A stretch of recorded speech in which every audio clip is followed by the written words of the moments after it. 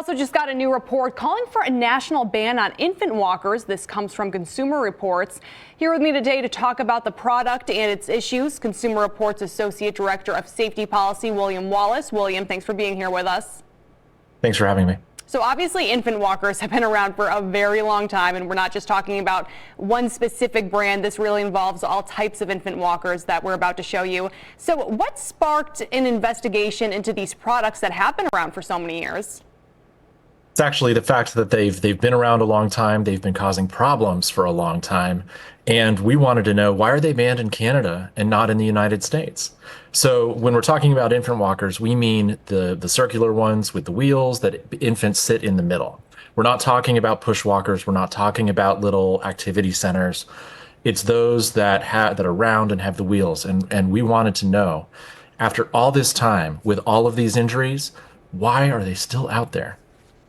So have there been any recalls because of these? I mean, you just said that there have been a lot of injuries reported. So have any of these companies actually had to issue a recall? There have been recalls, and in fact, there are rules on the books already for these products. For example, to make sure they are wide enough to not fit through an open door. But unfortunately, we're still seeing thousands of infants sent to the emergency room every single year, despite having rules in place and despite those recalls. And so for us at Consumer Reports, just like for the American Academy of Pediatrics, we're saying these should be banned.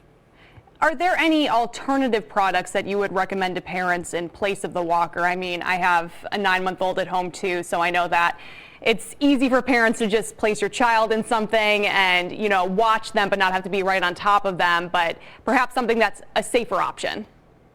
I'm a parent too, and I know you want every option you can have.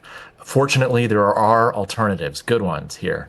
One of them is to use a stationary activity center, or jumper, as a lot of people call them. It's a great spot to place an infant so that they can play and be there safely in one place. Also, if you have an older infant or a toddler, they can use a push walker. That's a different kind of product.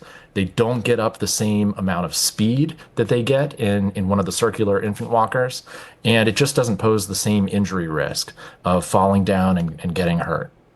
Okay, good to know. Well, William, thank you so much for joining us today to talk about these safety concerns, and of course, keep us updated if anything changes here in the U.S. as far as the rules go. Thank you.